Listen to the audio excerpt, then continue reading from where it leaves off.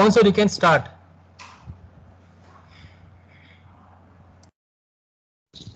Yes, sir.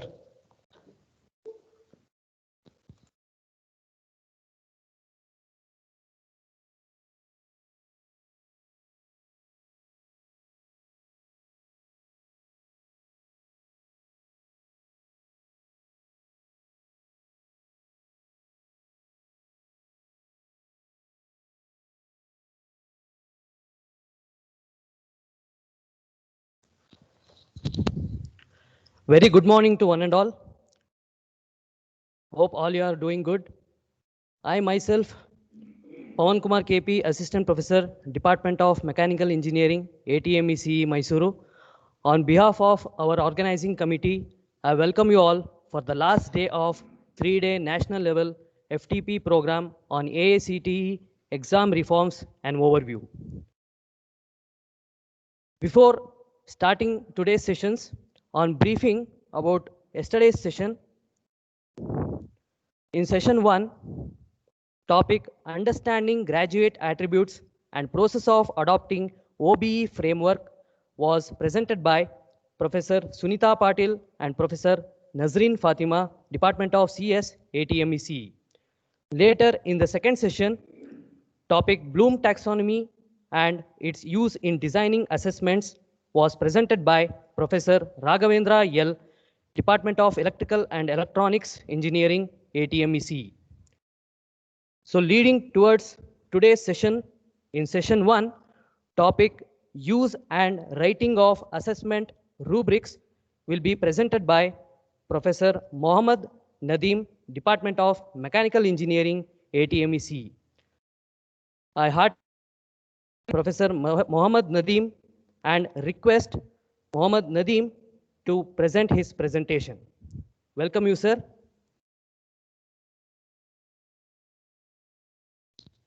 Over to you, sir.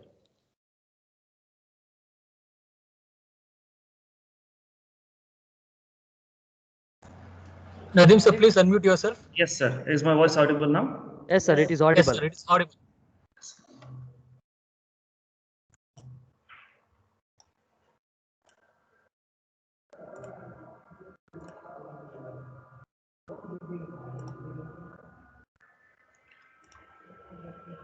Sir, can you see the screen now?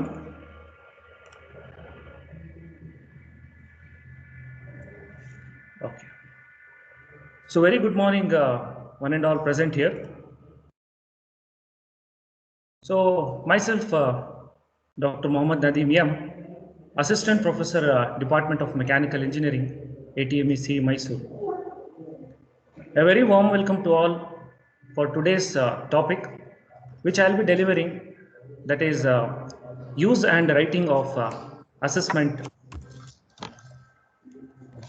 rubrics.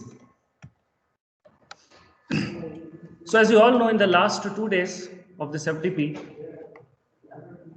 on this AICTE exam reforms, my colleagues have given a lot of information about exam reforms, concept of OBE, graduate attributes, Bloom's taxonomy, adoption of OBE framework, etc. So in today's this discussion, so we will be implementing the use and writing of assessment rubrics.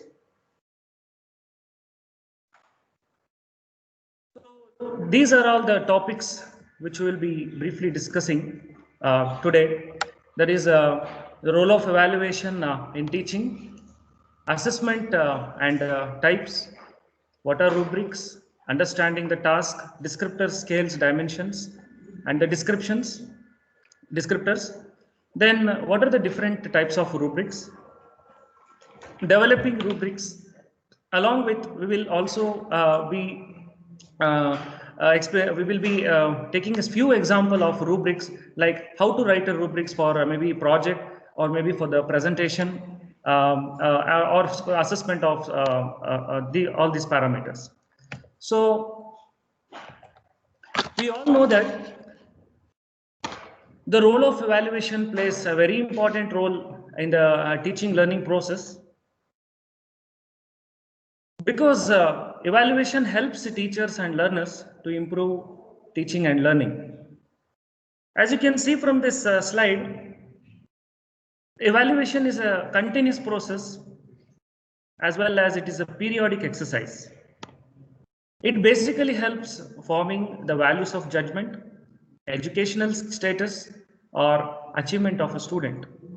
As you can see, at the beginning of the evaluation, the teacher needs to set the objectives, the learning objectives, and these objectives should be carefully defined accordingly in learning experience so that ultimately they should direct the students towards the accomplishment of educational goals. So objectives, stating the objectives plays a very important role, which in turn from these objectives the learner gets this learning experience through which the learning assessment makes that is possible.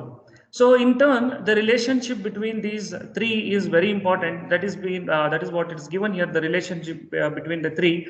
Hence, this plays a very important role in the teaching learning process, because we know learning is more important than teaching, because teaching has no value if it does not result in learning on the part of the students.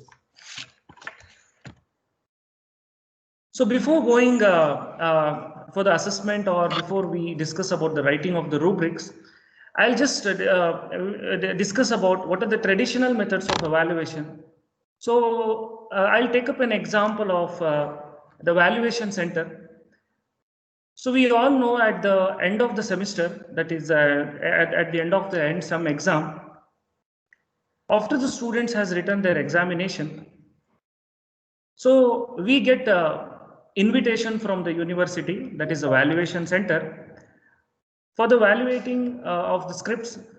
That is, we are invited in the evaluation center, and when we faculties go to evaluation, we usually are greeted with the allocation of the subject,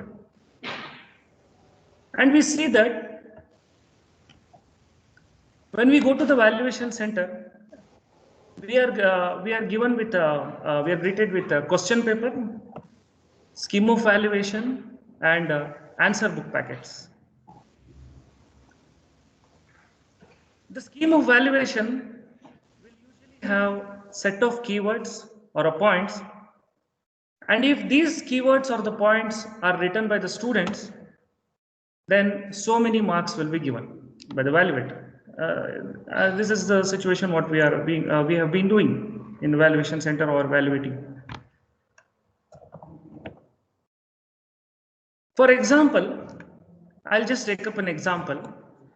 I'll consider, let it be a numerical subject or a programming subject. The scheme of evaluation will be like this. If the students write so and so formula, so many marks will be given. If the student substitutes the values, so many marks will be given. Then the right keyword, so many marks, and so on. Because in the numerical subject, this is how we write. For these steps, we're writing the formula, writing the substitution, so many marks, and so many marks will be allotted. But if we observe here, this approach, for a given problem, only one scheme and there is one answer. That is what we have been taking an example. For example, if I have taken numerical subject, so I'll be comparing with some value or formula or substitution. And if the student has written that right formula, right substitution, I will be awarding so much of marks. And this holds good. This techniques fits into this for this type of valuation.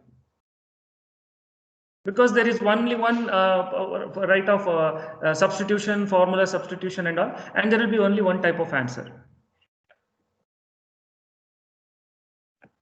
But if we look into the higher order of Bloom's taxonomy, as my colleague was discussing about this topic yesterday,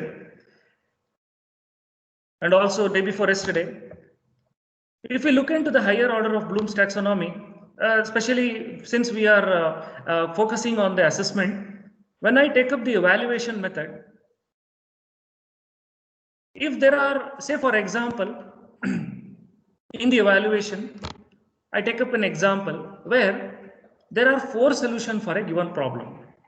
And I can pick any one best solution out of that scheme. I can say that it's a scheme having 4 solutions, and I'm asked to pick a best solution.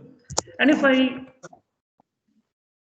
pick one best solution out of those 4 solutions and say there are 100 students writing the examination,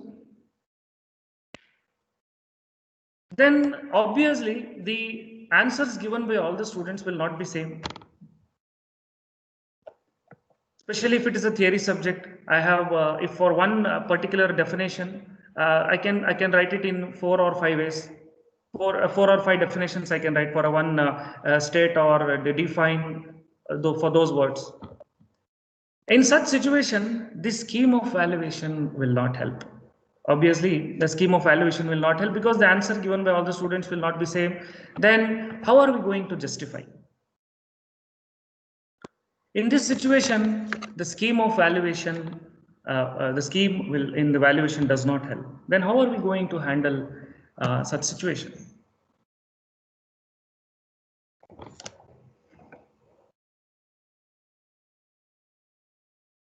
So before going to the assessment of rubrics, I would like to take a very general example so that if we understand this example and keeping this example in mind, we will come to know, and when I am writing the rubrics, you will come to know what I am going to explain or I am going to compare with this particular slide and later. And this in this example, I have taken 2 competitions, that is a singing competition or a dance competition, or maybe I can consider a reality show such as Saregamapa or a dance competition. Here we observe that in these competitions, there will not be a single judge. There will be multiple judges. And we can observe that the judges who are sitting in this panel, typically judges' observation will be like this. No judges will give negative comment. Am I right? If you have seen the reality shows such as singing competition or dance competition, no judges will give negative comments. Instead, they will tell that for a particular participant, if after the performance of he or she, the judges will say that I will give you 8 marks out of 10. And the 2 points were due to lack of expressions, lack of connect with the audience, lack of emotions, or lack of energy, so and so. The judge also comments the next time the performance can be improved if he or she tries to improve on that particular comment. Anyways, the judges will give the comment that you are lacking on the energy, you are lacking. You can see that there are so many performance criteria here. For the singer, there are so many performance criteria. For the dance performer, there are so many dance criteria. Right? For example, if everything is okay, if the enthusiasm, if the language is not proper, then the singer will get low points. In the dance, if a dance performer, if he is not having a proper expression, if he is not having a proper energy or synchronization, then he is going to lose the marks. So the judge is going to give him, tell him clearly for what points he is going to lose the marks. And these are multiple criteria of evaluation. Therefore, the participants will come to know why he or she has got 8 out of 10 points. And the very advantage of having multiple judges is the participant has an opportunity to enhance his or her talent to go to the next level by getting 10 out of 10 because the judges already has given the comment. In this example, we can learn that there is absolute transparency between the judges and the participants. Am I right? This is a very what thing we can say, there is absolute transparency between the performer and the judges. The second important thing is, this is what we need to keep in mind for our assessment. The participants will come to know why he or she has got those points. Suppose 8 out of 10 points, the participants will come to know why she has got that 8 out of 10 points. He or she will come to know what to do to go to the next level. If she has to go to the next, or he or she has to go to the next level, what she has to do or he has to do. Now, keeping these things in the mind, the same thing is applied for the assessment of students' performance, especially when assessing for higher order Bloom's taxonomy. You please keep this example in mind. So this will help us in understanding in the next level. So since we were speaking about assessment, and since we are speaking about this higher order Bloom's taxonomy, in the 21st century, professional skills have emerged as an important attribute of a graduate engineer. And these professional skills are, as you can see in the slide, communication skills, teamwork, understanding ethics, professionalism, understanding global social context, lifelong learning, knowledge of contemporary issues. And in today's situation, employers consider these professional attributes or these professional skills and higher order abilities as very important. And the thing is, these skills are not that easy to evaluate, and these skills are difficult to assess through our normal examination process. That what I was discussing in our normal practice in our evaluation center. This is not possible to evaluate such attributes.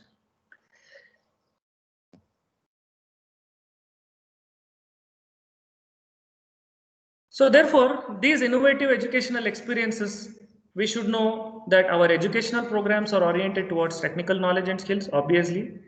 And these are influenced through sources both and outside and inside the classroom, because they are not going to gain these attributes or these performance criteria only in the class, but also from outside the class.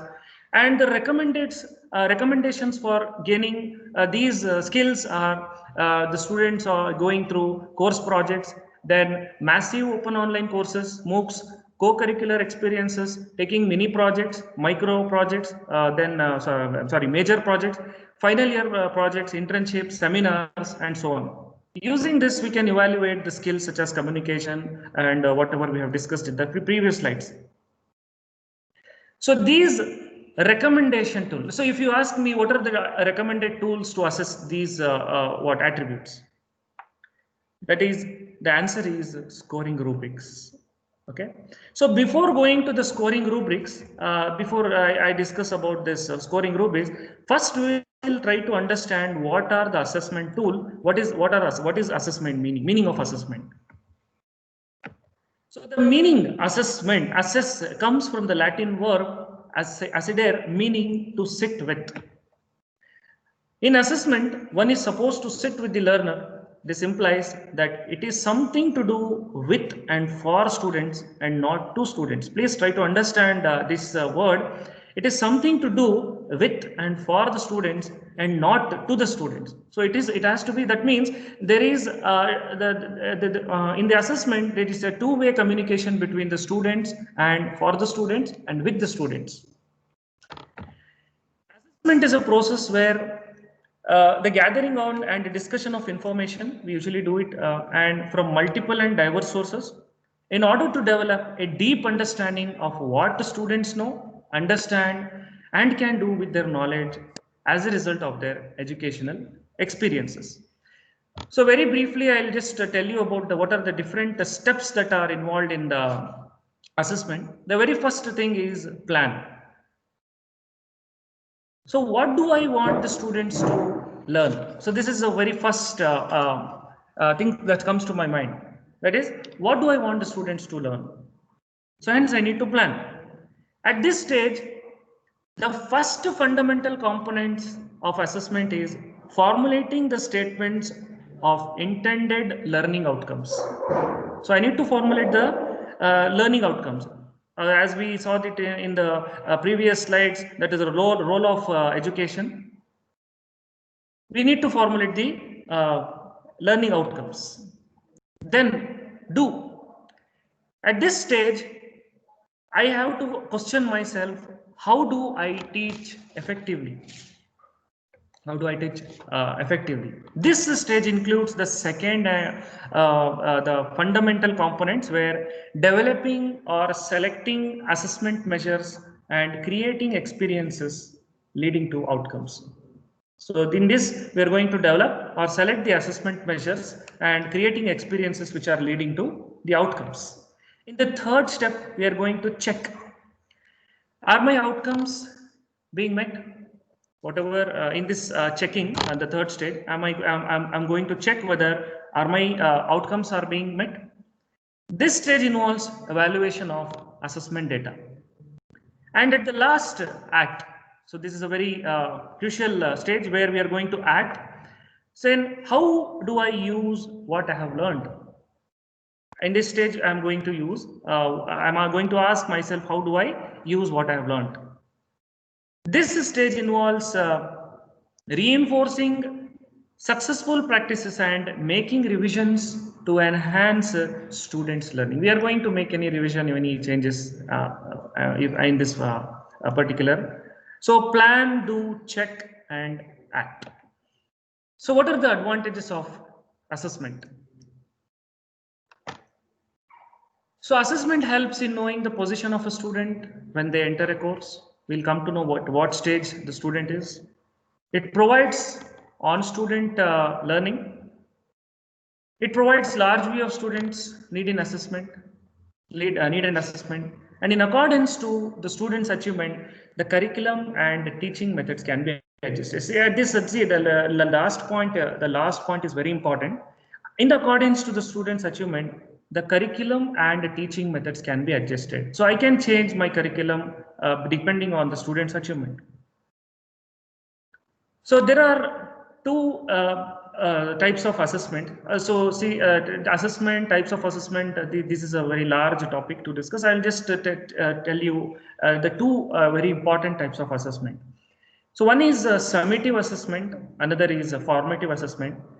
This, once again, when I'll be writing the rubrics, when we will be discussing about the rubrics in the next slides, so we will take up this example. What is which are the summative assessments? Which are the types of formative assessments? So what are these summative assessment? Summative assessments usually takes place at the end of large chunk of learning. So this applies for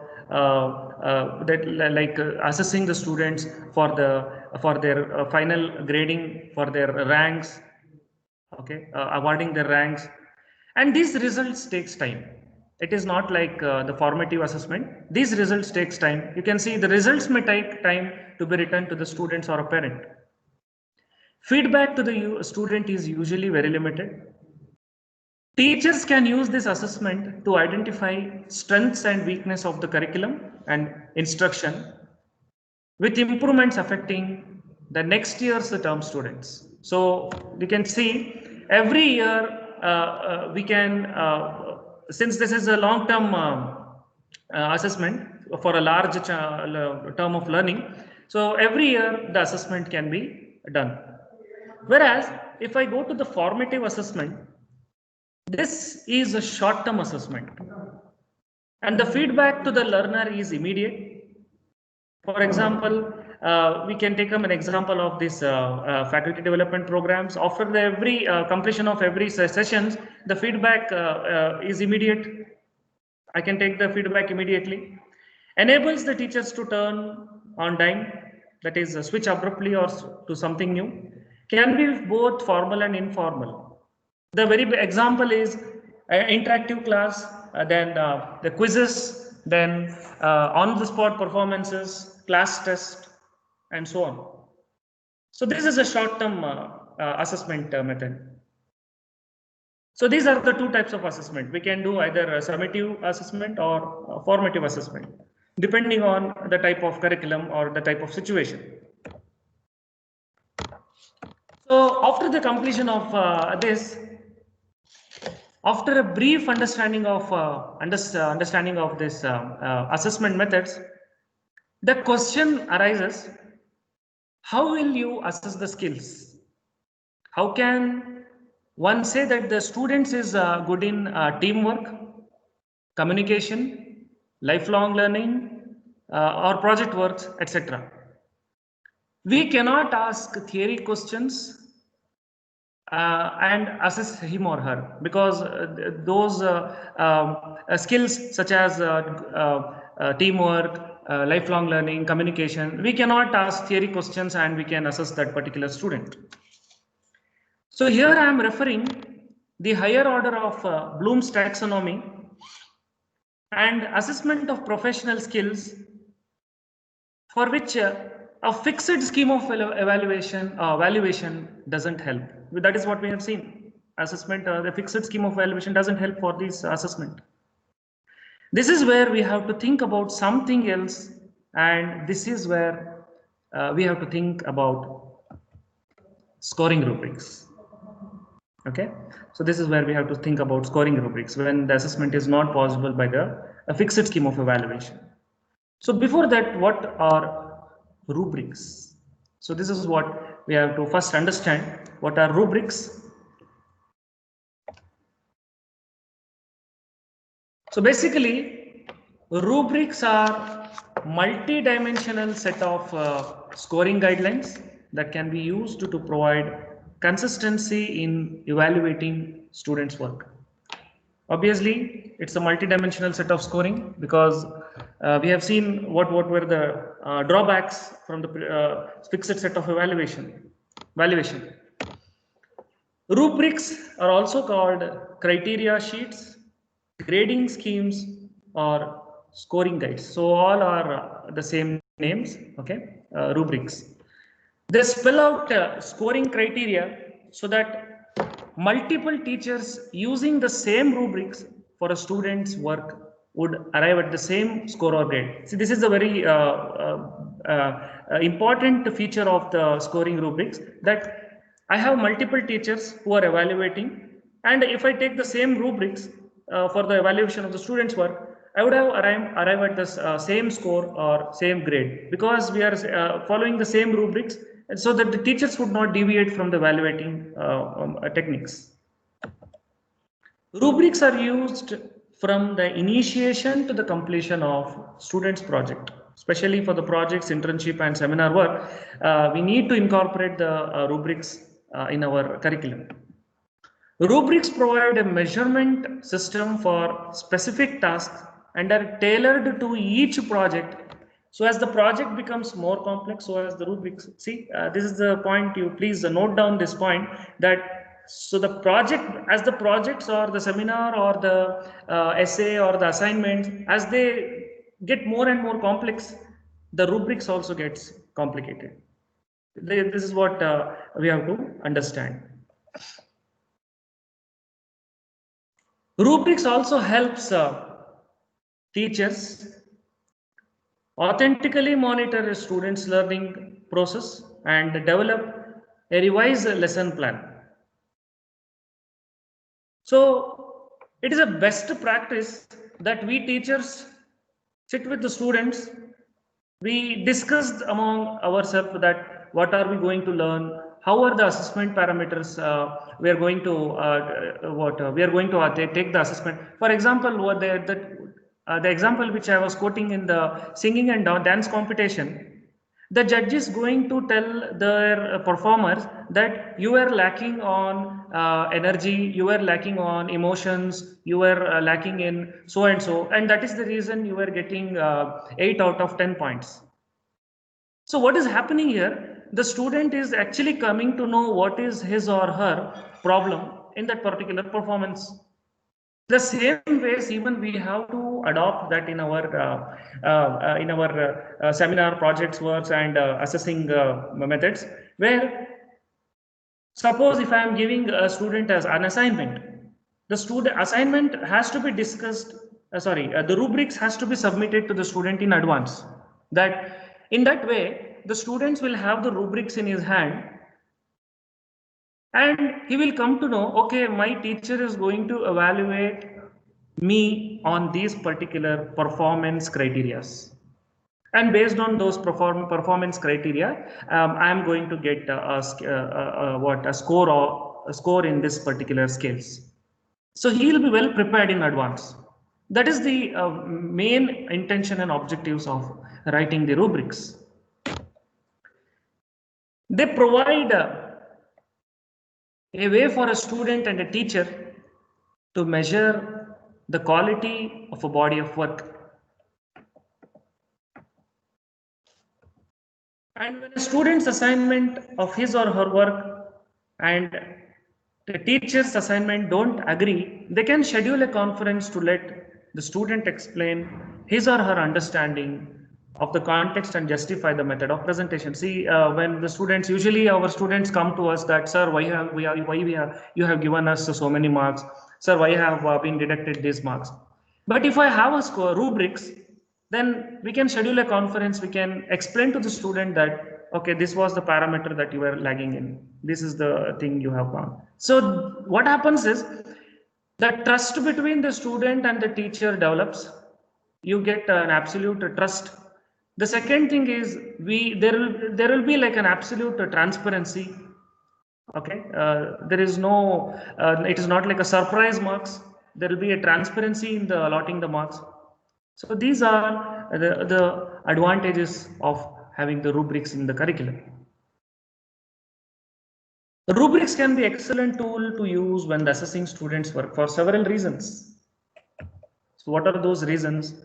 So when do I have to think that I have to use the rubrics? I require the rubrics in this particular assignment or essay or a project or so on. When we find ourselves rewriting the comments over and over several times for the student's assignment. So this is one way we can think of. Your marking load is high and writing out comments takes a lot of your time. In this case also, rubrics helps you a lot.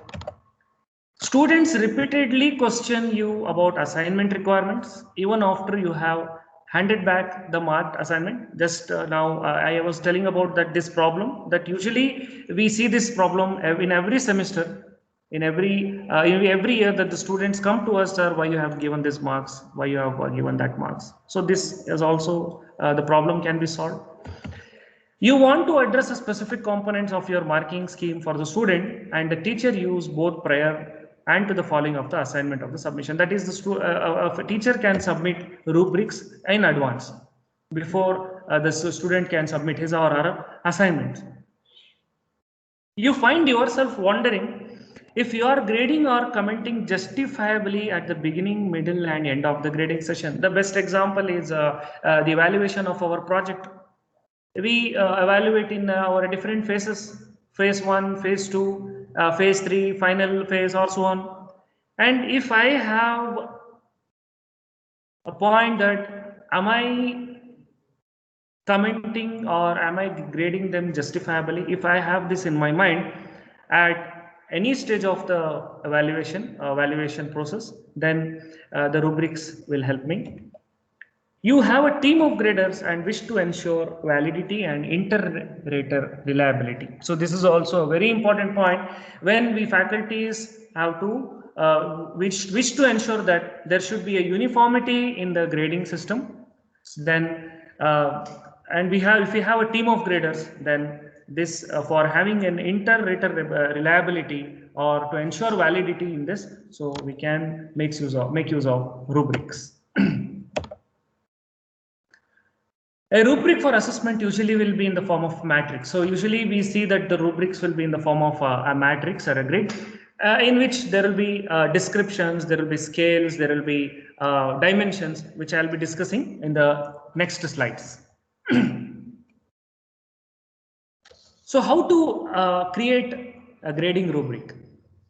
So the first thing, before I go to the rubrics or before I make a rubric, the first thing I have to do is define the purpose of assignment or assessment for which you are creating a rubric. For what purpose I am going to make this rubrics for, whether for the project or for the seminar for the internship, example, so and so, mini project. Okay.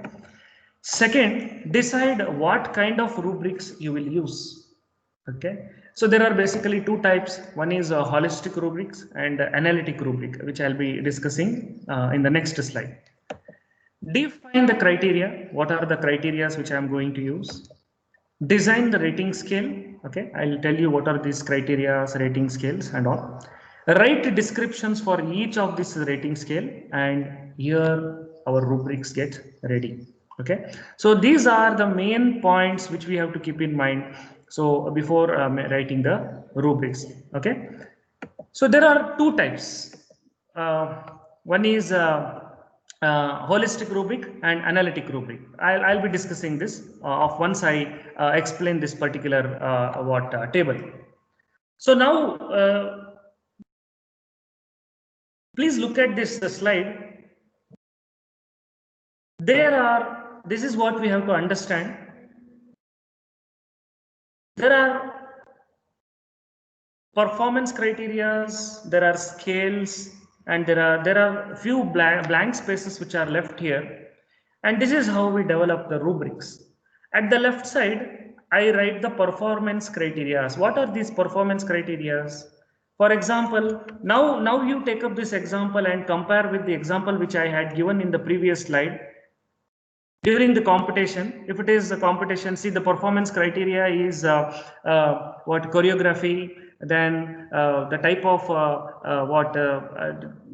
methods of dance, or what the energy level, or so and so. So all these are different performance criteria which I am going to write. On these performance criteria, I will be giving some grades. So these are the scales, right from 1 to 4, where 1 states unsatisfactory and 4 is exemplary, that is outstanding. At the left side, what you see are the dimensions. In the dimensions, we usually write the performance criteria. For example, if it is a student's project, in the performance criteria, I can write that how the objectives has been stated, how the literature work has been done, then how then what are those, whether the student has met with the objectives, then overall presentation, then whether the student is making eye-to-eye contact during the presentation. So and so criteria I go on writing at the left side. So these are the dimensions, and these dimensions I'm going to write the descriptors with respect to the scales and the dimensions. Okay, I'm going to write the descriptors. For example, if it is in the first performance criteria, if it is unsatisfactory, I will write what is that unsatisfactory description. In the second criteria, or if in the first criteria, if the student's performance in that particular criteria is exemplary, then I am going to write that description. I'll just go to the next slide so that you'll be understanding. So that is what the task descriptors. What are these task descriptors? See here the example: a presentation, writing, paper, report. Based on that, I'll be writing the descriptions. Scales. So describes whether it is unsatisfactory, developing, or exemplary. So this is what this slide explains. Now please look into these slides. Now compare with the previous slides. So on the top, you can just compare this. On the top we have scales, at the left side we have dimensions, and here we have descriptors. Now see here. So at the top we have scales here. So the scales is that is proficient, acceptable, and needs improvement. For this, I can even assign the scores also. I can give, since it is proficient, I can give 3. Here I can give 2. Here I can give 1. At the left side, these are the performance criteria. That is written communication, presentation, visual aids, oral presentation, body language. So all these are performance criteria. Now, if I comment something with respect to the scales, now that becomes the descriptors. Okay, so that becomes the descriptors. For example, if I take written communication in a project work or in a thesis work, Report is well organized and clearly written. If this is the case, it goes that proficient. It is very proficient. Report is well organized and clearly written for most of the parts. So if it is for the most of the parts, it is somewhat acceptable. And reports lacks an overall organization. It is not having clarity, or you can write some more points here. Then that needs improvement. So I am going to give that scale of marks. So in this way, I can give the descriptors against the scales and the dimensions which I have defined for my assessment method. So the one thing that we have to keep in mind is we have to be transparent with the students. We have to give the copy of this rubrics when we have to assign or give them a particular task. These are not meant to be surprise criteria, and these we have to hand back to these assignments to the students. And once again, when we are taking back, we have to take back the rubrics. Integrate rubrics into assignment. That is what I had discussed this point just before a few slides back, that we are going to attach the rubrics to the assignment when they hand it. And some instructors ask the students to self-assess or give peer feedback using the rubric prior to handling in the rubric. So it should not be a surprise criteria. It should be a transparent one. Then only this rubric or writing or assessment, whatever we have stated, becomes clear, and then only these objectives can be attained. So this teacher can create a project rubric in collaborating with the student, thereby helping set goals for the project and suggest how their work should be evaluated. That is what they can sit together and they can ask the following questions. So what are those questions? This is what I'm suppose I don't know what are the performance criteria to be written. So these are the questions that we can sit and we can decide on. What is the quality of the work? How do you know the content is accurate? How well the presentation can be delivered? How well the presentation can be designed? And what is the idea behind it? So all these questions comes to mind before framing the performance criteria. Developing rubrics. So please look at this slide. So this is how we are going to develop the rubrics. After all the questions, after the sitting with the students, after the discussion. So now we are going to develop the rubrics. Identify characteristics which we want to demonstrate by the students. So that are performance indicators we have already seen in the table. Determine how these rubrics will be used, whether it is analytic or holistic. Write narrative description for each scale, whether it is satisfactory, excellent, not satisfactory, or need to be improved, and so on.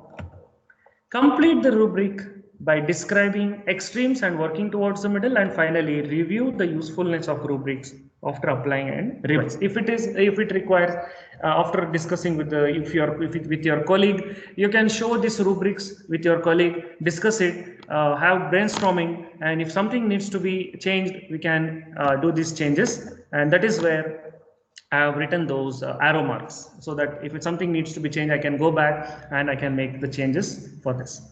So since I was speaking about the analytic or holistic rubrics, so we will just brief on what is analytic rubric and what is holistic rubric. So these are the two types of rubrics which are generally used in writing the rubrics. The one is what we call holistic rubrics. The other name is one-dimensional rubrics.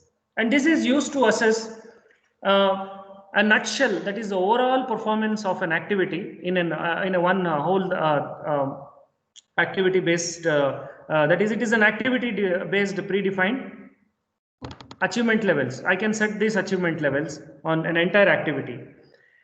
Performance descriptions are written in paragraphs and usually in full sentences. So you can just see this slide. Here I have taken an example of a research paper rubric where at the left side I have the performance criteria here. Okay, sorry, the scales are given here, right from 4 to 1. If I have to give 4, that is 80 to 100% of this, 70 to 79%, and this is totally on the what type of teacher what he is going to set. And you can see here, I'll just read out this one. If I am going to give 4, then research paper demonstrates a complete understanding and execution of assigned objectives. This thesis statement argument is clearly stated, complex and original, and writing does not spend excessive time on any of the point development at the expense of developing other points in the body of the paper. Writing is also error-free without ambiguity and reads smoothly, creatively and with a purpose. So now if I check this with another, see if I given 1, so why I have given is because this research paper demonstrate limited understanding. Here it was a complete understanding, now here it is a limited understanding, and the execution of the assigned objectives. Thesis statement or argument is simplistic, unoriginal, and are not present at all, and the writing is unbalanced, in developing body, weak and incomplete, and so these topics. If you can see at the middle also, you can see that at some points there are few weakness, but okay with the writing work, okay with some part, okay, if it is not okay with other part, then I'm going to give 2, and so on. So this is a complete statement, one-dimensional rubric. Such rubrics are called as holistic rubrics. The second is most type of where we use it in our curriculum, even for the assessment of projects and seminars, that is two-dimensional rubrics. So the two-dimensional rubrics with these levels of achievement, where achievement as columns, we write it, and the criteria as the rows. This allows you to assess participants' achievements based on multiple criteria. One can assign different values to different criteria and include an overall achievement by totaling the criteria. So this is what we have seen it in the example before previous slide. Usually this is written in the table form. So you can see here a similar example has been taken. This is analytic rubric, and for the same research paper I have written, we have been discussing about this.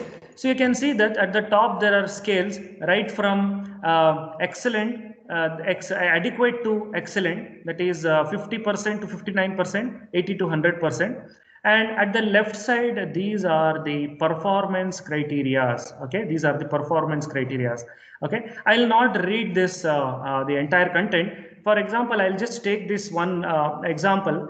Critical and creative thinking. So this is one performance criteria. If I take this one criteria against this adequate, competent, good and excellent, then the descriptors are like this: uses critical and creative thinking skill with a limited effectiveness.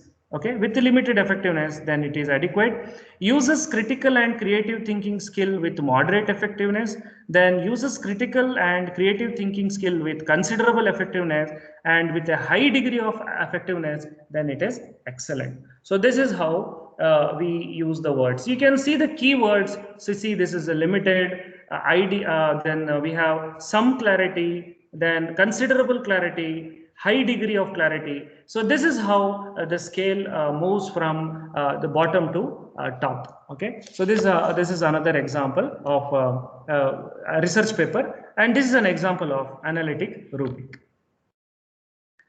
So now we will take up an example as an activity, that is rubrics for design activity assessment. So here I have taken one example, and at the left side, as usual, we are going to write this what performance criteria. There are 3 performance criteria, and at the top there are 3 scales. Okay, and these are the dimensions. These are the dimension, and in the middle I am going to fill the descriptions. So for the first point, understanding of need and gathering of information. So I give 20% weightage. And if the student is able to generate multiple solution and select the best, then 40%. Builds model as per design, and if the student tests it, then 40%. So the 40 plus 40 plus 20, the 100% has been splitted in this dimension, and we usually write this description. So you can just read out this descriptions. If the team is able to clearly state the aim of the problem and the list of the constraint, then it is excellent. This is only with respect to this particular description. Okay, this particular description only we have to write this descriptors. The team is able to state the aim of the problem, but has no clarity about the constraint. If he has no clarity about the constraint, but if he is able to state the aim of the problem, then it is good. But if the team is able to develop understanding of the problem with the help of faculty, okay, if the faculty is helping the students, so this is, see, one faculty is writing this, the other can write some other description. Okay, maybe you can write some other description which you feel that it is not satisfying. So similarly, you can see these are the descriptions for the see if he is able to make the project. See, with the last point you can just read out. The team is able to build the model as per the proposed plan design and is able to test and clearly state. That means he or she is stating all the objectives, meeting all the objectives. Then they're going to meet all the descriptions of the described mod, what we call performance criteria. Then I will award excellent 5 marks.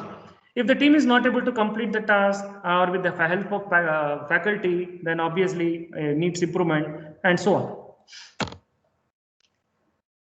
So next is presentation rubrics. Okay, in the first next coming few slides, I'll be explaining about few of these descriptors, and after that I will give an example of project rubrics, how we assess for our for projects evaluation. Okay, so this is also you make use of. So in the first here we have in introduction.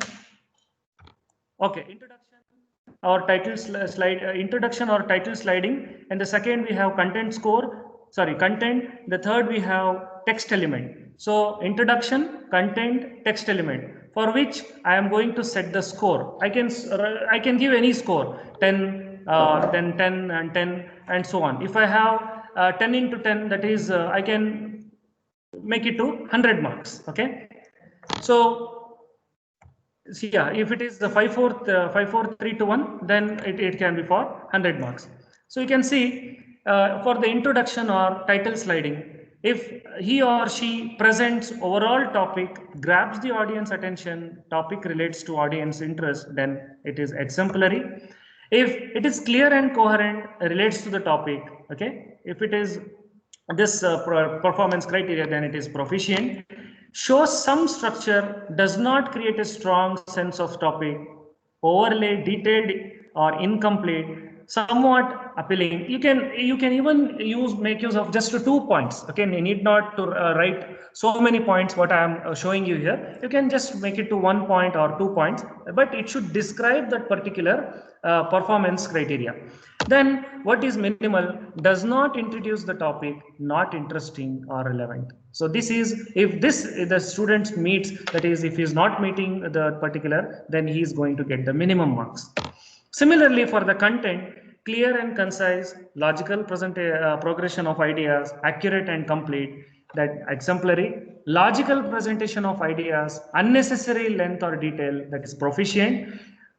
Vague in convening the point, no sense of purpose, information shows some understanding of the topic, then it is basic.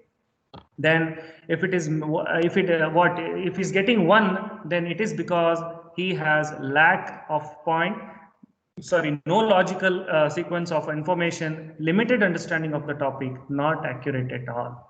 So now you might be getting a clear information about how we write these rubrics. Okay, when we comparing with the scales that and the dimensions, and at the left side we have the dimensions, at the top we have the scales. Okay, and text elements. Okay, so for the text elements, when we find the reports, and if we find it is easy to read, it is appropriately written, since we give that it should be written in Times New Roman, it should be justified, it should be written with so and so spacing. If everything is done, I'm going to give him 4 points with these descriptions. And if the text is extremely difficult to read, inappropriate color, over-defined, too much of text, too much of animation in his presentation or what is the report, then it is minimal, and so on. Then similarly, you can see I have written another set of dimensions such as appearances, layout, that is a transition or effects, writing, score, etc. So this is for presentation. What I'm writing is for presentation. So you can see that layout is visually appealing and supports the overall message, appropriate use of background and theme, logo, footer and sliding, proficient if it is layout is pleasant, background is appropriate, logo, okay, and basic, and this is for minimal. Okay, so if he is having no heading, background is distinct, logo, footer is missing, okay, all these things we can just decide on these particular parameters.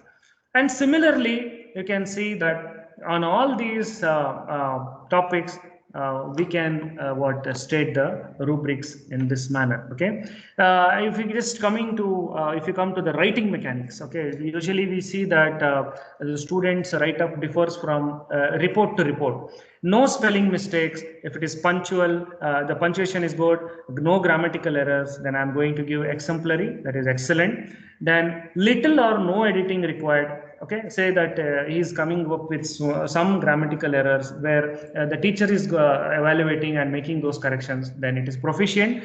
3 to 5 errors exist in the text. Okay, every sentence, if there are 3 to 5 errors, then it is basic. More than 5 errors exist and completely spelling mistakes, punctuation, capitalization, usage and grammar, then it needs to be improvised. See, the one thing we have to keep in mind, if it is minimal or if the student is getting minimum marks, it is not that we have to give the student minimum marks and we have to leave. We need the students to so that he has to get improvised. We have to tell the students on what points you have got minimum points. For example, at the right side, if you see, there are so many see the points which have been stated. The logo footer is not missing, punctuation is not proper, grammar mistake, so and so. We have to tell these points to the students. It is not like just evaluating and giving back the rubrics back. We have to tell the students where he or she is lagging, so that he or she can improve that in the later stages in the future. And so that is the main intention of the rubrics. So we have also seen that during the presentation, that is given, the students are presenting their PPTs or presentations. This is a very important point that we observe, that whether the student is maintaining a proper eye contact or not. Okay, for this I can also grade the rubrics, that is great eye contact with the whole audience, does not stare or read the screen. Okay, good eye contact with the most audience, does not stare or read the screen. Eye contact is lacking and not with entire audience, is sometimes looking at the screen. Little to no eye contact with the audience, relying on the screen for the content. Okay, stares the screen, stares at the screen. So these are the descriptors for the dimensions of eye contact or visual presentation. And these are the rubrics that we have. We can write it for the oral presentation. Okay, oral presentation, when the teachers ask the students some question in the vivavos or maybe during the presentation, so we have to look into these points. Okay, so whether he is showing interest, enthusiasm, whether he or she is speaking with a clear voice, with the appropriate volume, does not use verbal filters. What are those verbal? See, this is the common mistakes our students we see that, like the constantly use of verbal filters, that and so in between we giving the pauses. Okay, these are what we call it as verbal filters. Okay, nobody can avoid it, but we should see that as much as possible these verbal filters has to be avoided. So finally, speaking and listening rubrics for these also. You can just have a glance at this. I'm not going to read this. You can just look at this while speaking and listening rubrics. This helps in the presentation, especially in the presentation of the student while we are evaluating for the presentation purpose. Yeah. Now at the last, I will tell you about the very important rubrics which we have to just look onto this. So we know that our final year students will be going through the evaluation of the project. As you know, project is a part of their curriculum, and we have in our VTU, we have for our final year students, we have two types of phases. One is a phase 1 evaluation, another is a phase 2 evaluation. In the phase 1 evaluation, that will be in the 7th semester, or in the phase 2 will be in the 8th semester. So for writing those things, we can develop a rubrics in this way. Since it is a beginning stage, so that is the reason I have taken this performance criteria, such as how the students has created the synopsis, literature, methodologies, and you can even write the objectives, how the objectives has been written. See, it is not like it has to be this particular manner itself. You can change it accordingly depending on the depending on the parameters what you feel feasible, but it should meet the it should satisfy all the contents.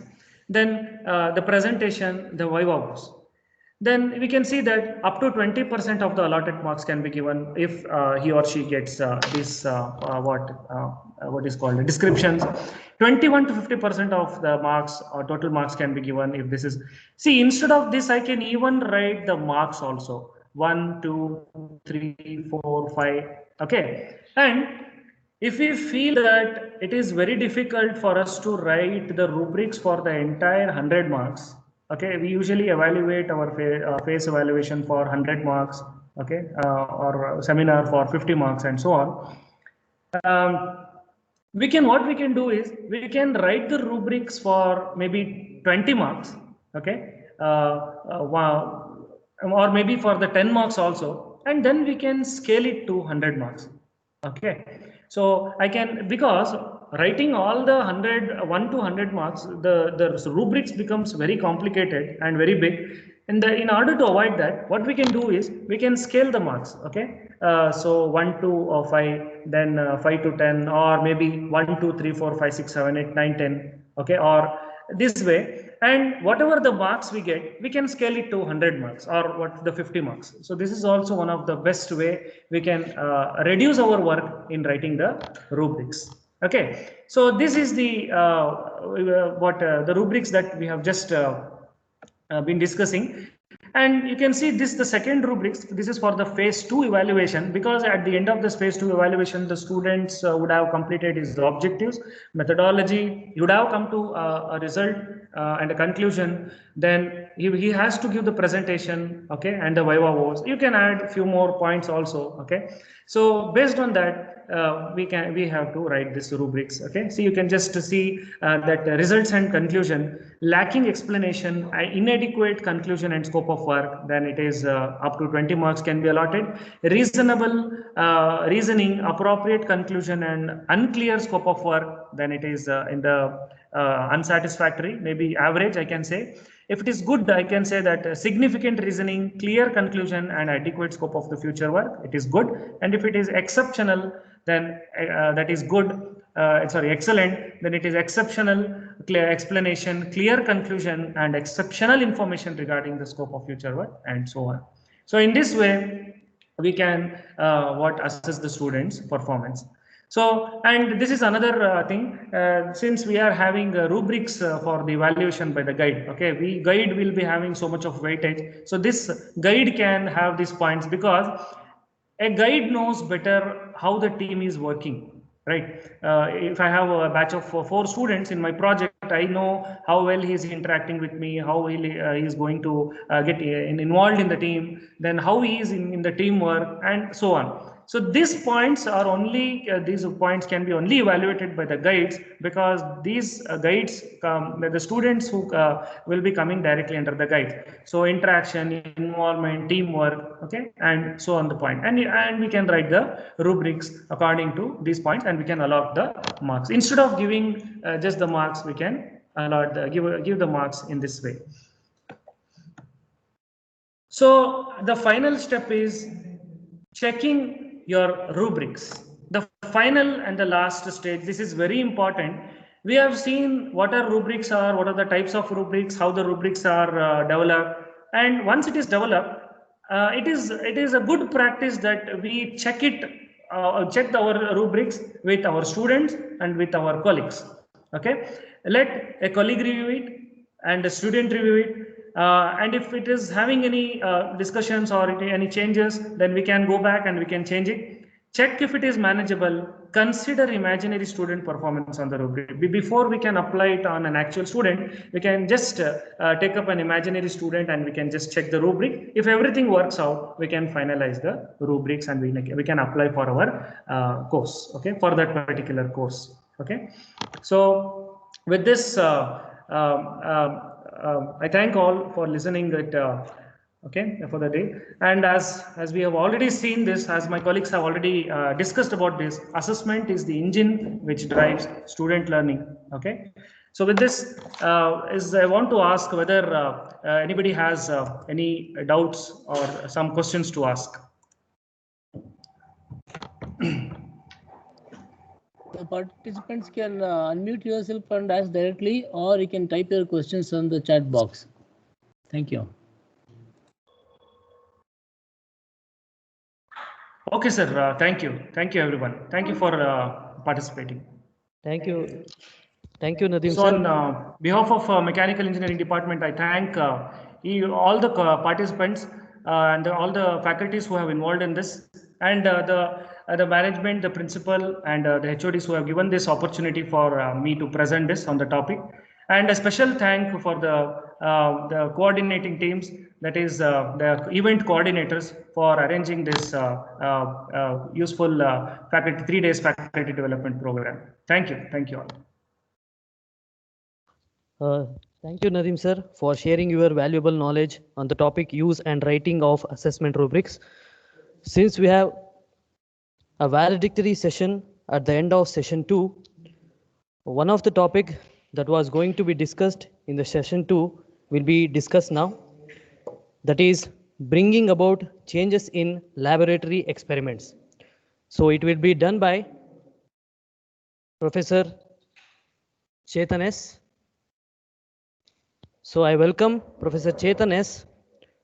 and I request sir to share the PPT and start the presentation.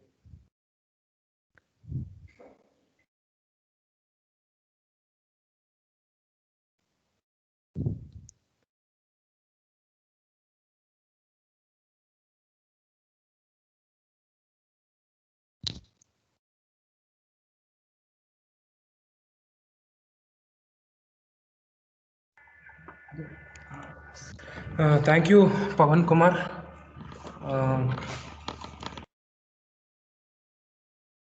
To thank the ATMEC management and the Department of Mechanical Engineering for providing an opportunity to discuss on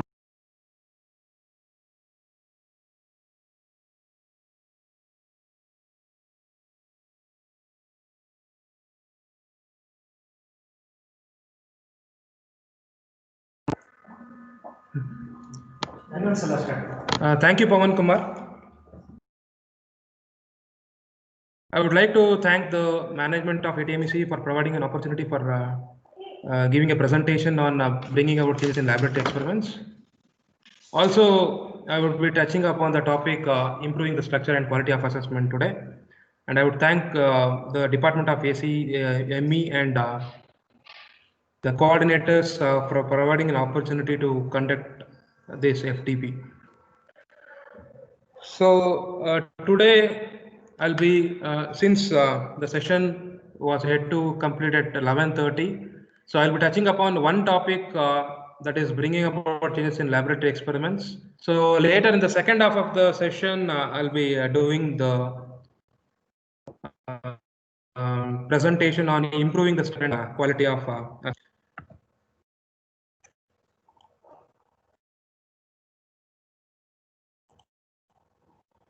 So as we our course explained in the previous sessions as well as in the yesterday session that the have been defined into three different abilities. One is the knowledge, wherein the student will be acquiring the knowledge about the various techniques, skills, okay, in order and understand the concepts on that. Later, the acquired knowledge will be implemented or applied in order to achieve or reach the goals.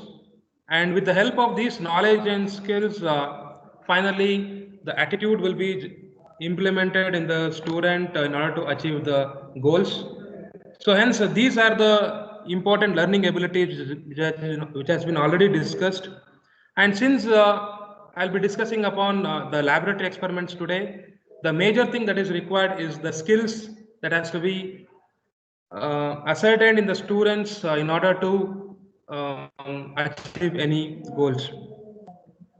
So the graduate attributes has been classified into the 4 different groups.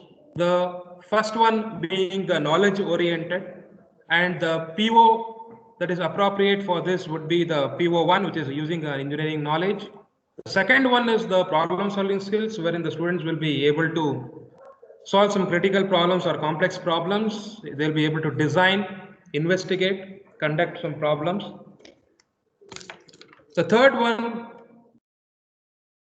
is the skill oriented, wherein they'll be using some modern tools, and the students will be working together in the team, in the project, or in any laboratory or something like that. They will be inculcating the communication skill.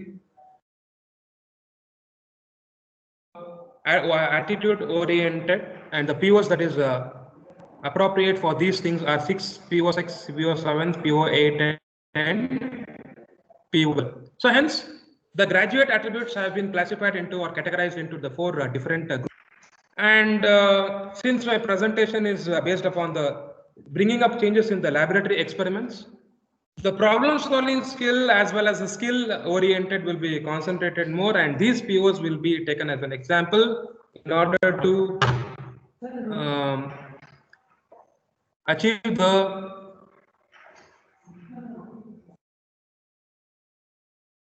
in order to achieve the in order to bring the changes in the experiment.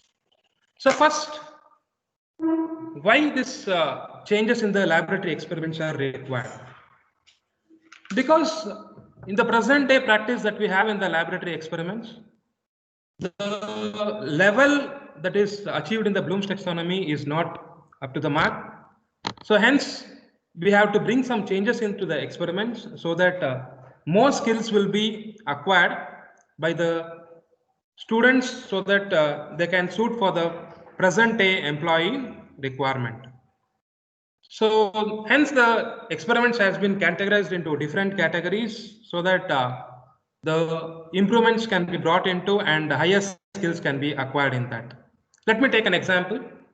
So we have a program outcome graduate attribute 4, wherein it says that conduct investigations of complex problems, use research-based knowledge, research methods including design of experiments, analysis and interpretation of data. So when we take up the key words from this, it says that the student should be able to conduct the experiment, he should be able to design the experiment, analyze and interpret the data. So I would like to acknowledge here that the examples taken is from the presentation of a Professor Prakash Tiwari, who gave a presentation in the AICTE exam reforms FDP, and the same examples will be quoted here. And based upon this program outcome 4, a modified outcome was prepared for a laboratory experiment. wherein it says that ability to design and perform laboratory experiments for thermal, fluid, and mechanical systems, as well as to analyze and interpret data.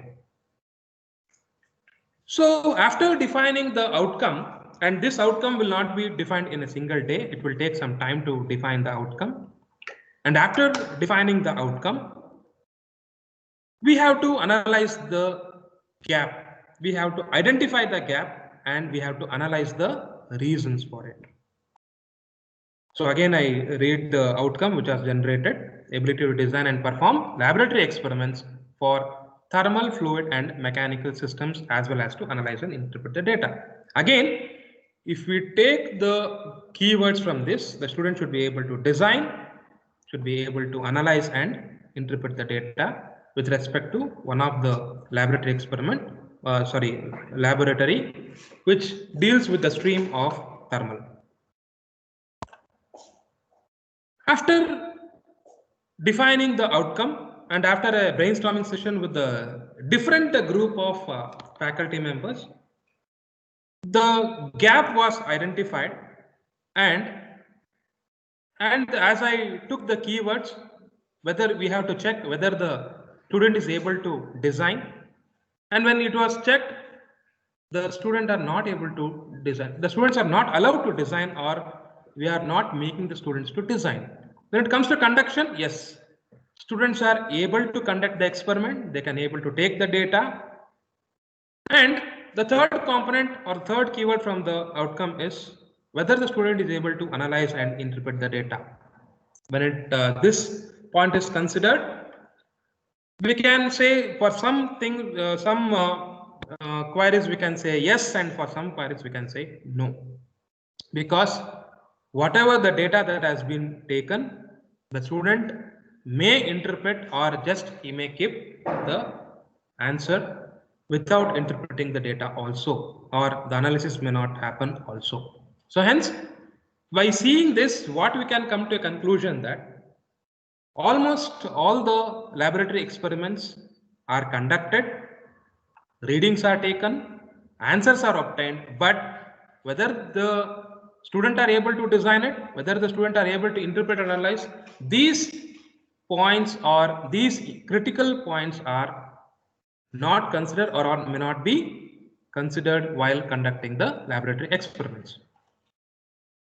So in the traditional practice, what we are doing, the prescribed experiments for the affiliated colleges can be expressed that they are fairly rigid. That means what we are doing in the lab, we are just giving the instructions to the students. We are allowed them to collect the data, and finally they are analyzing the data, or they are obtaining the results. But as we mentioned in the outcome, what about this term design, or what about these critical terms or elements, analyze and interpret the data? So what is happening over here is, we are just making the students to remember, and finally we are making students to apply the concepts that they have understood. That means we are not able to go to higher level Bloom's taxonomy levels, wherein the students has to go to higher level in order to acquire the skills. So hence, we have to change the way of conducting the laboratory experiments, or you have to bring some changes in the laboratory so that we can make the students to conduct the experiments in a different way, so that they can acquire the skills required for the present day employer. Let me take an example of heat and mass transfer laboratory.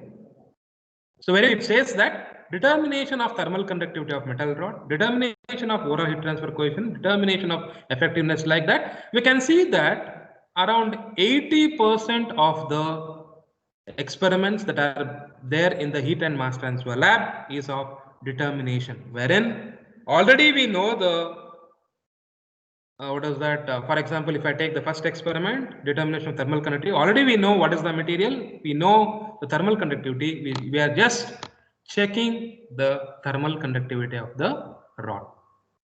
Is it sufficient for a student to learn? He is not designing anything over here. He is not analyzing anything over here. He is just conducting the experiment.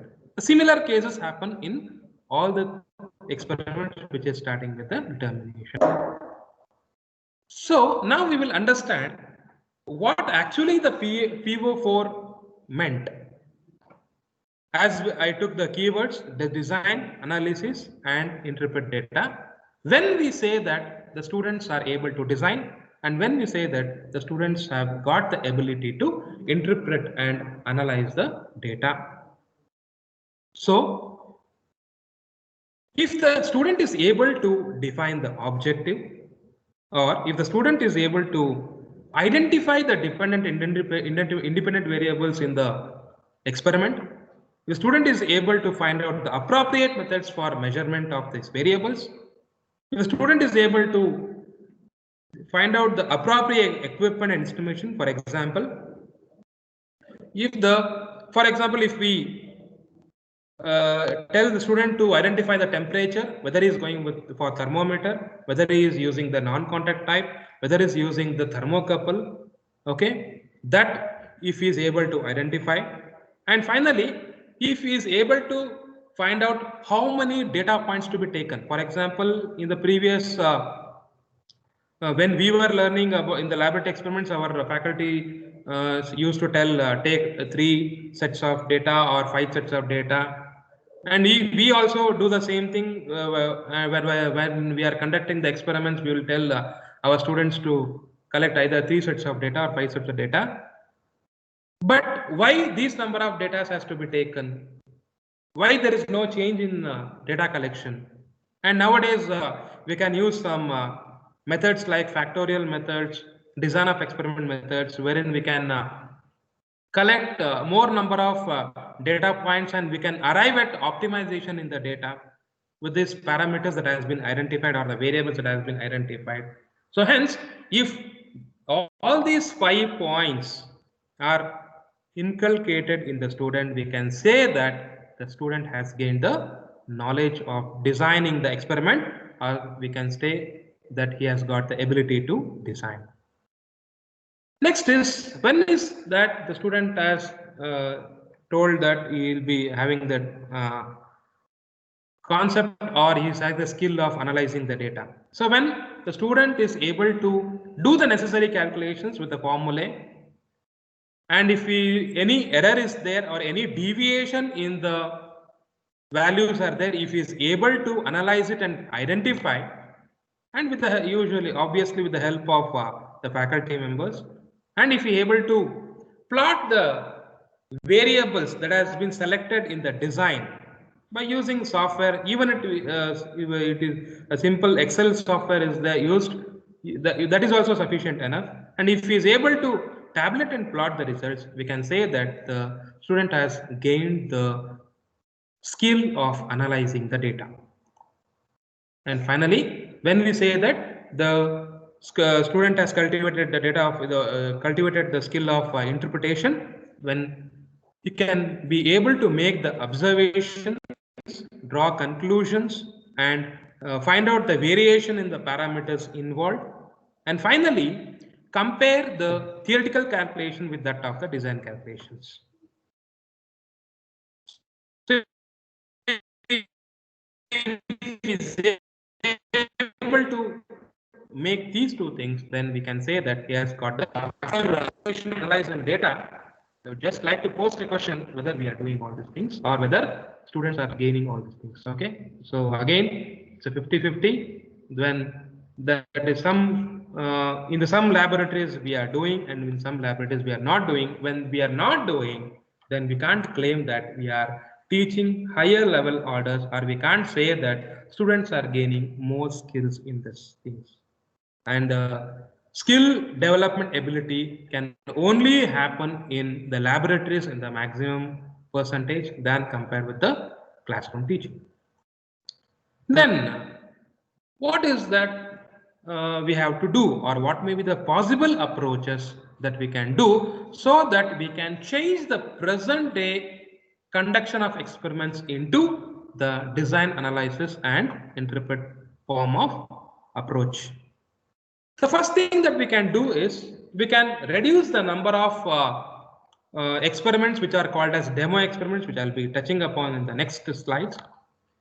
So we have to reduce the number of experiments which involves only just conduction of the experiment and which doesn't involve much of the higher order learning abilities, or where there is no design in this one. That doesn't mean that we have to change. I gave an example of heat mass transfer lab wherein we had 12 experiments.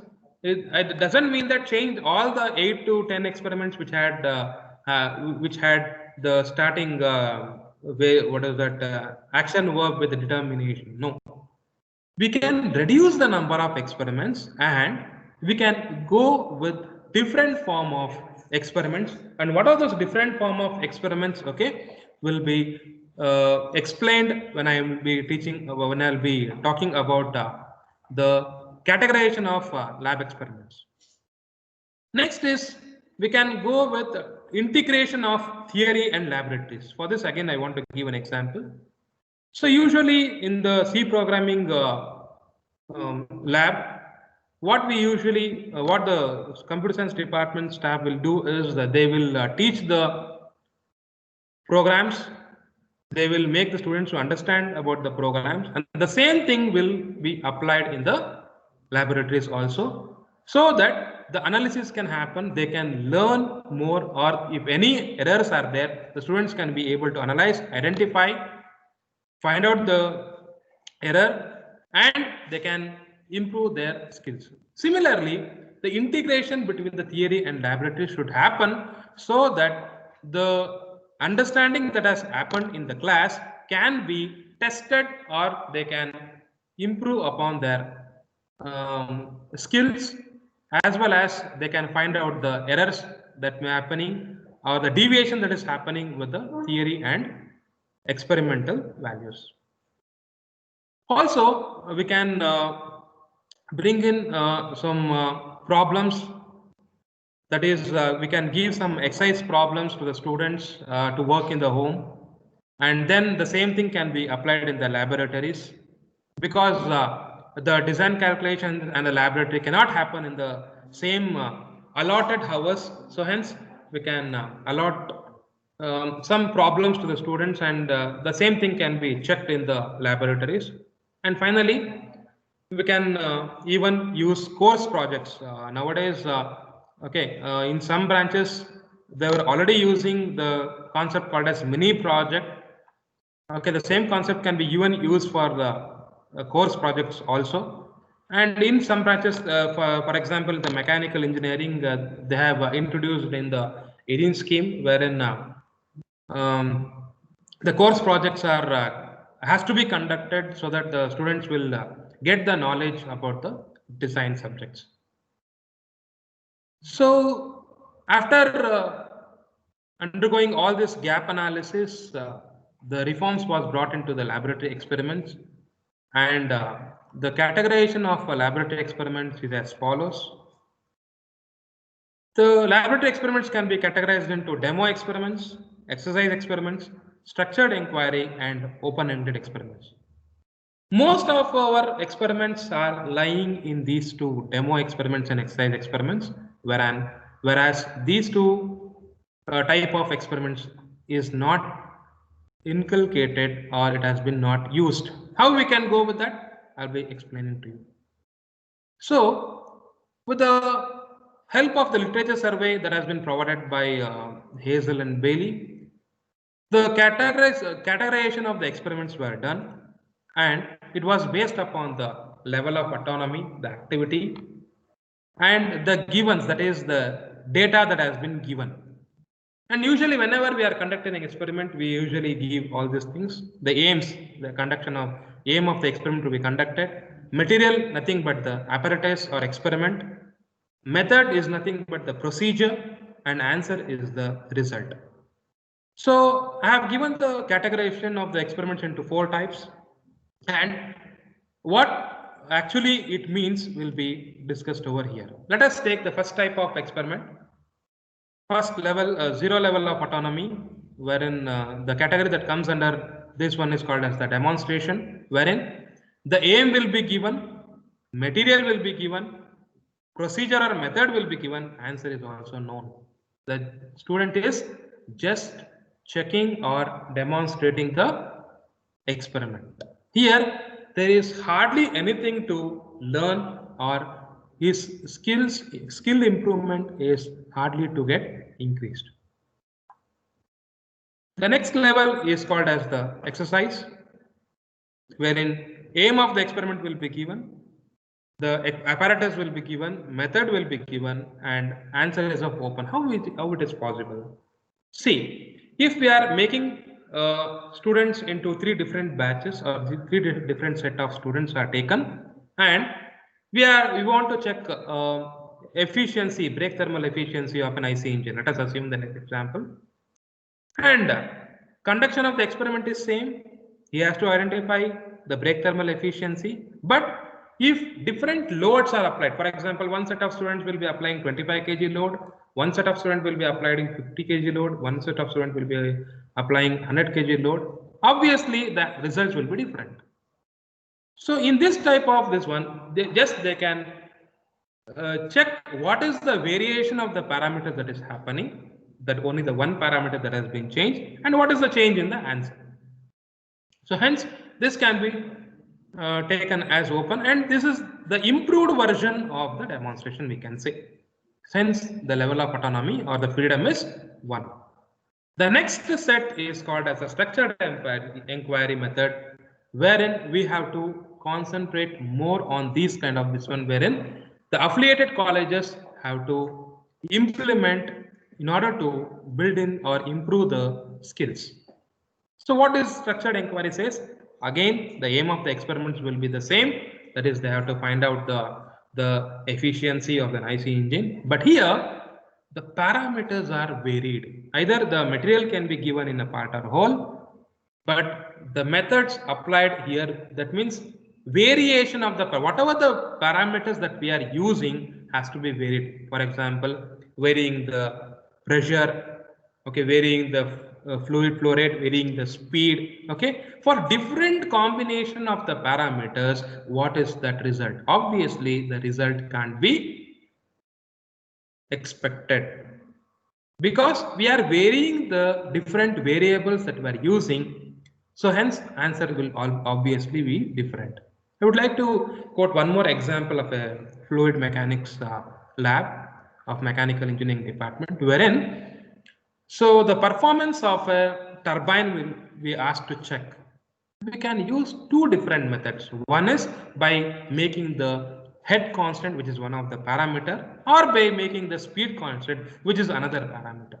So since if we are varying the variables head and speed, what is that happening? The performance variation, or what is the efficiency that is obtained, can be checked. By this way, we can come to an optimized value. In the previous one, in the exercise mode, we are just checking what is happening if we are changing the load. If we obviously increase the load, the efficiency will get decreased. That is the thing. That is the only one. Obviously, we know that what is the expected output that is expected, and the same expectation may be arrived. If any errors are there, the analysis would be very mere. But in case of structured inquiry, since we are varying the different parameters, obviously we can't expect the answer or the result. And finally, we can have a different analysis, and we get scope for even interpreting the data as well as the analyzing the data. The next sort of this one is the open-ended inquiry, but this set is quite difficult, because only the aim will be given, whereas the material or apparatus, procedure and answer will not be given for you. And for affiliated colleges, it is very difficult, because we have to conduct the experiments within the syllabus provided. We will not be having freedom to change the syllabus, and obviously we can't introduce any different materials or methods. Okay, and this is suitable for autonomous colleges as well as this can be taken as an opportunity for even for conducting the project work.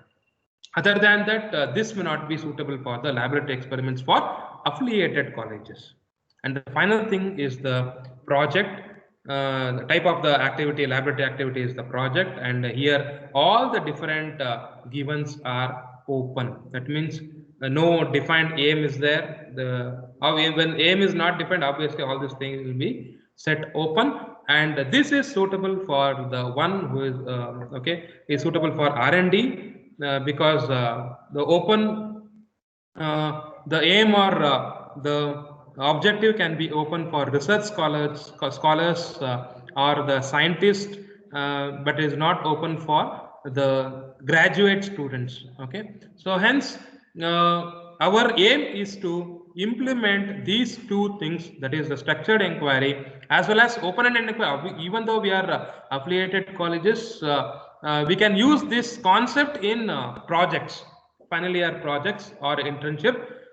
So hence these two things has to be brought into the laboratory experiments, or the changes that has to be brought into our laboratory experiments are the structured inquiry and open-ended inquiry. So hence the demonstration and exercise type of laboratory experiments, already we are doing this, and I would like to give some examples on how to conduct structured inquiry or open-ended inquiry. And again, these examples are quoted by Dr. Prakash Tiwari in his presentation. So as an affiliated college, we don't have this lab called control system labs, but since his college was at an autonomous college, he has taken the example of control systems labs to explain about the structured inquiry. And since this lab is appropriate for different streams like computer science, electrical, electronics, like that, so hence this example has been taken so that how they have converted into a structured inquiry. And for the control system labs that he has taken, the course outcome is as follows, wherein the course outcomes are like this. The student should be able to develop the mathematical and physical models of system, analyze the response of the system, evaluate the stability of the system, design and control to attain the required time. Finally, we can say the final CO is demonstrate the ability to utilize the concepts of modeling and simulation. So he has considered this CEO, okay, and he is making use of changing that lab experiment method in order to obtain the structured inquiry activity. So how he will be able to achieve this? Let us check. So as our colleagues were telling, whenever a CO has to be attained, it should be attained through the PIs. It should be linked with the PIs, and what are the PIs that are appropriate for the CO has to be identified, and later the outcome has and later the activity has to be formed in order to achieve that. So these are the different experiments.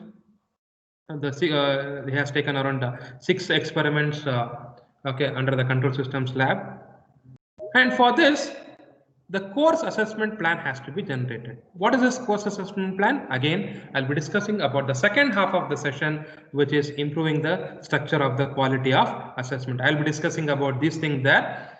Okay, so hence whenever course has been defined, we have for a laboratory or any course, the course assessment plan has to be done, and the course assessment plan starts like this. Once the experiments are given, we have to write the levels, and obviously I told you the experiments are divided into the 4 types. One is demo experiment, exercise experiment, structured inquiry, and an open-ended experiment, isn't it? So hence we have to mention to what level it will be suitable.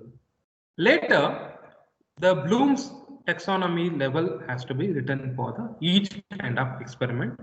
And since it was done for the first time, they are not going for the higher levels. That means they are not going for L5 and L6, but these structured inquiry and open-ended inquiry are suitable for L4, L5, and L6. Okay, so since it was done for the first time, they wanted to know the result of it.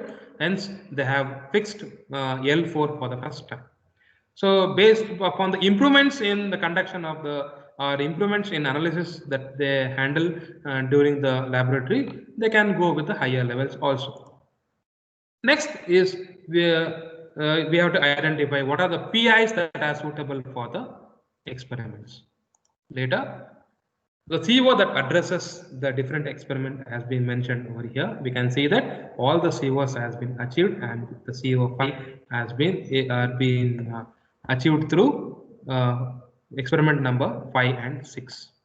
Finally, the marks has to be allotted based upon the kind of experiment that we are conducting and the analysis that the experiments that are involved. So in the first this experiment, they have just using the MATLAB software, so that they have mentioned just that exploring the MATLAB software, hence only 5 marks has been given. Whereas since the second experiment has got the criteria of analysis, they are quoting 20 marks. Okay, in order to verify the effects of various controllers, they are giving 5 marks. Like this, it is given the freedom for the person or the course coordinator who is setting the course assessment plan to define the marks he want to give.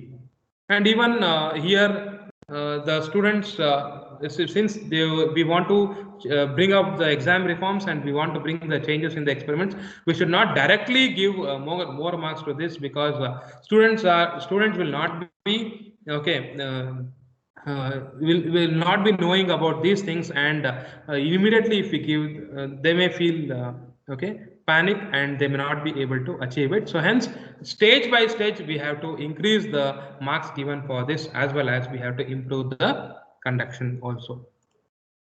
So for the defined the CO5, okay, the rubrics has been developed like this. Okay, the first rubrics 80 to 100 marks can be awarded if the student is able to do all these things. That means he is able to model the system, okay, and get the results, find out the responses, interpret the results, and justify the results what he has got. If he is able to do all these things, then the student can be awarded with 80 to 100 marks.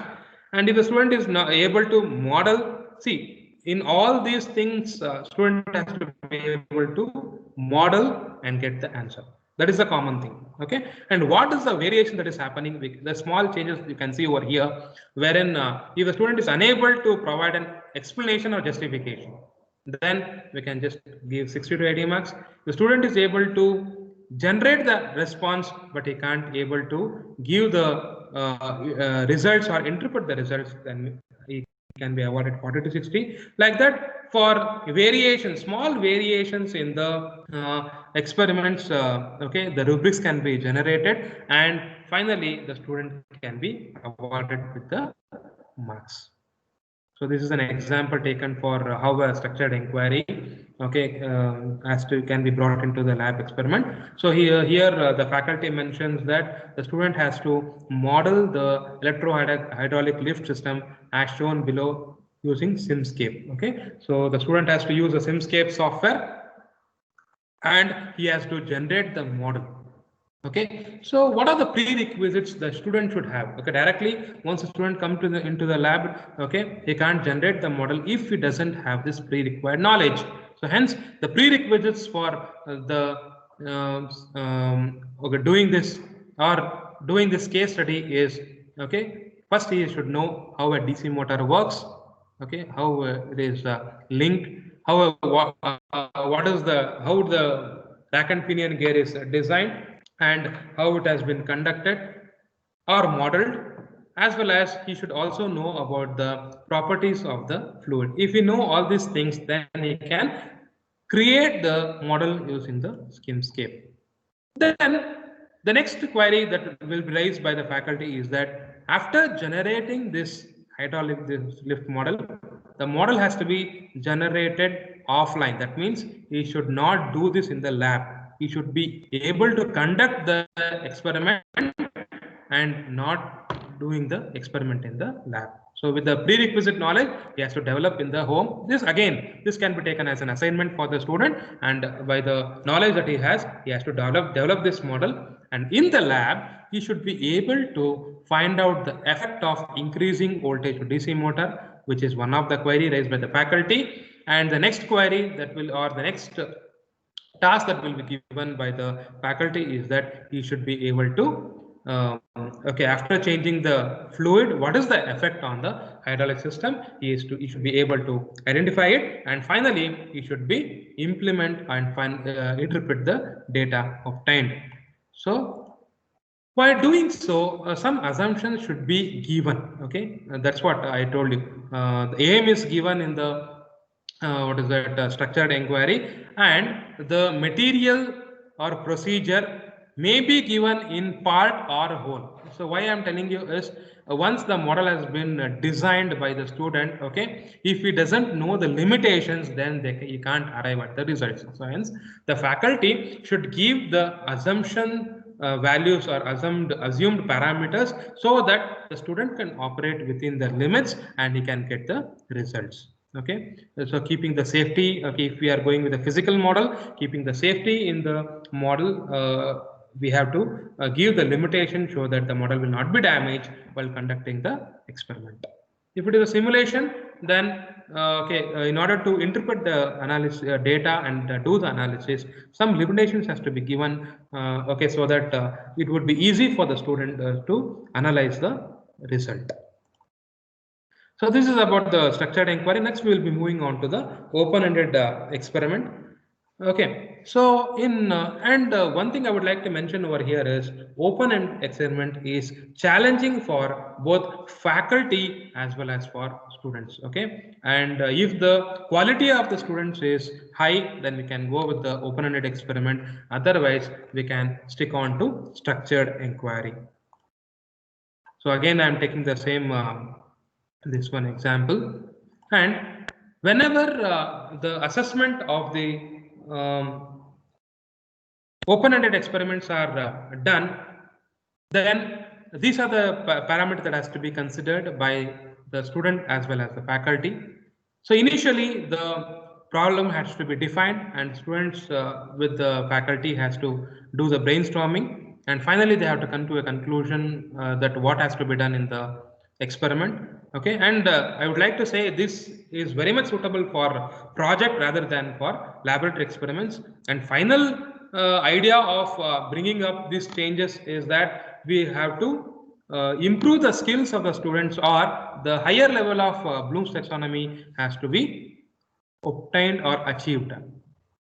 So hence in the 5-week time has to be taken in order to identify the system and model the the required prepare the required model, and 10% of weightage has to be given. Then any analysis, final analytical solution has to be developed, has to be provided. Okay, which is which the weightage of which is around 20%. So after doing these two activities, okay, this will be considered as the review one. At the end of the 7th week, the faculty has to award the marks for the students. So once the analytical solution has been done, the same thing can be checked with the simulation or with the help of realization, which will be done in the next 4 weeks, which is called as the review 2 or the phase 2. And again, the student will be awarded with the marks. Again, for all these things, the rubrics has to be generated, which I'll be showing to you. And the comparative results, analysis of the results, and documentation of whatever so happened in the entire project can be noted or documented, and finally it can be submitted for the review 3, which will be done by the end of 15th week. Okay, so these are the steps that has to be followed, and the rubrics for these things for doing the open-ended experiment is like this. Okay, if the student is able to understand the problem statement, identify various systems, utilize various techniques, analyze and interpret the data, okay, he can be awarded 80 to 100% of the marks, and the rest of the rubrics is as follows, has been provided like this. So hence, with this way, we can bring about the changes, and the changes has to be brought in the laboratory experiments for the two main things. One is that the skills of the student has to be elevated or enhanced, so that after they graduated, they will be suitable for the industrial requirements. And also, in order to achieve the Bloom's taxonomy level, okay, these kind of changes has to be brought in the laboratory experiments. Now, I would like to ask the coordinators whether I can continue with the session, or I can start at 12 o'clock as per the schedule. The next session of this will be on the improving the structure and quality of assessment. This is a major session that has to be discussion that has to be done, because day for yesterday and yesterday you know about Bloom's taxonomy levels, how to map COPO, what are performance indicators, all these things you have known. Now it is the application of those things. Utilizing those things, we will be able to find out the structure, what is the structure and quality of assessment. So finally, I would like to ask coordinators whether I can conduct or continue at 12 o'clock. Pawan? Sir, if you need a break for 10 minutes, you can take. Otherwise, if you can continue, because that topic what taking up next, the structure and quality of assessments. If you need a 10 minutes break, you can take. Otherwise, we can continue, sir. So I think since the session was a continuous session from morning 10 o'clock, even the participants may be, also, yeah. So can I have a 15 minutes break, sir? Okay, sir. At what time will you join, sir? So it's around 11:50 now. 12:10 shall we assemble again? Okay, 12:10. Okay, sir. 20 minutes. I request all the participants to join us after some 20 minutes. It have a break, and 12:10 we'll be starting our last session, and we'll be after the conclusion of the second session, we'll be having a small valedictory, and that is it for the day 3 of the MTP. Thank you all. Thank you. Take a break for 20 minutes and come back. Thank you, sir. Dear participants, using the same link, you can